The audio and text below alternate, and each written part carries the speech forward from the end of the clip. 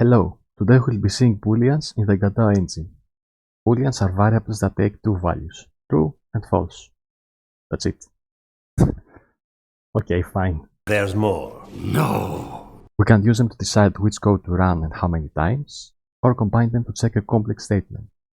In a new project, we add the control node, name it Boolean tutorial, add a label to display results,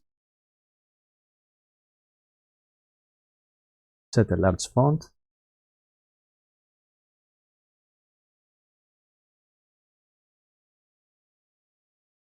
and center it.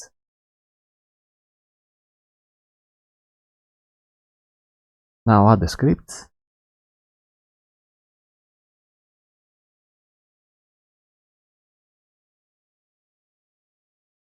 We'll use the ready function. This is a function that's called when the node enters the tree, meaning it will execute once we run the scene. Okay, we're ready.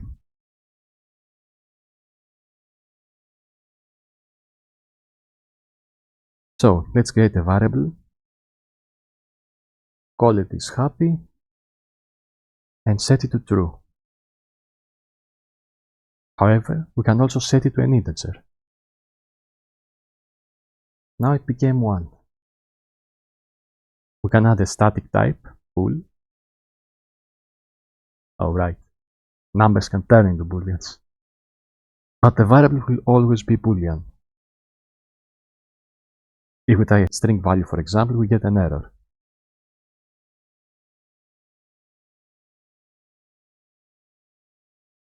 So, except for true, we also have false. Let's create another one. Now we need to add the label to our script.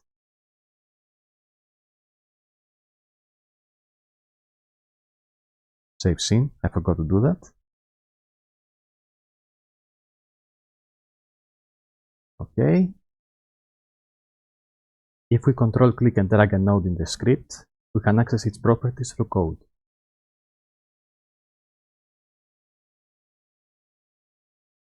So we can say label.text.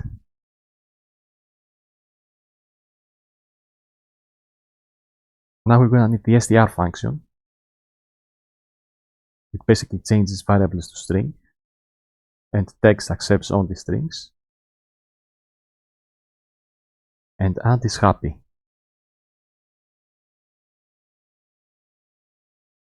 Now we can see its value on the label. We can change it to false, and it shows it. We can control click the bool to get the documentation. The bool is a type that's either true or false, okay. We can use them in if statements.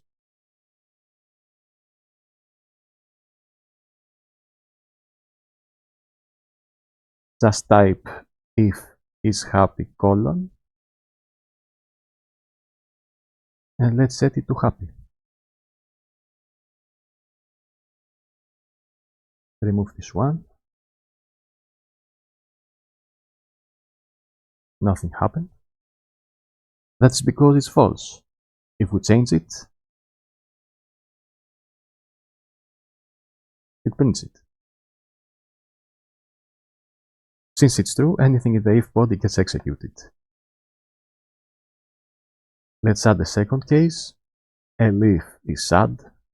That basically means else if. If not happy, we check down here. We'll set the text to something else. Sad. Now let's change the values.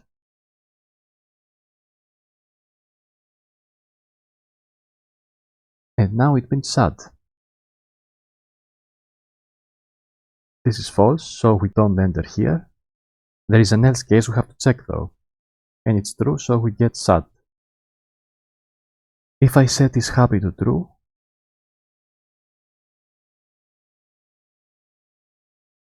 only the first one gets executed. this was never executed.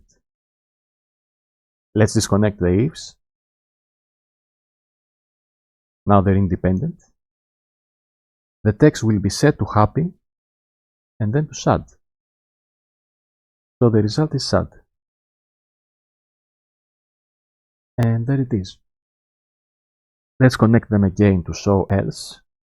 Else means that all the connected ifs from above have failed. So let's say neutral. Change both to false.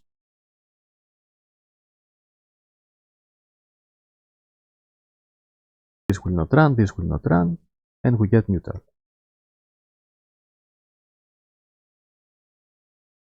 There it is. What else?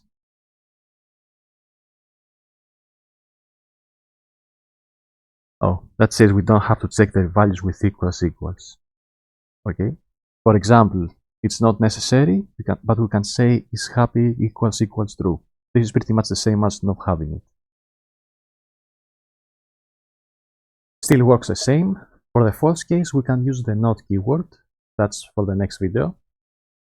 This one could actually be in a single line. For this, we can use the ternary operator. Happy if is happy, else. Sad if is sad, else neutral. Okay, we set the text to happy if is happy is true, else we check here. Sad if is sad is true, else neutral.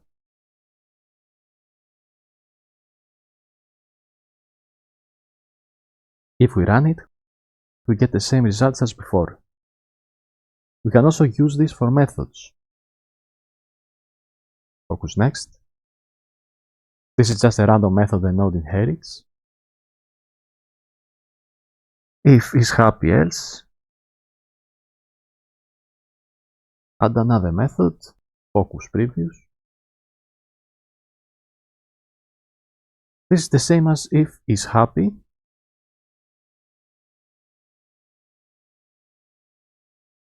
And else.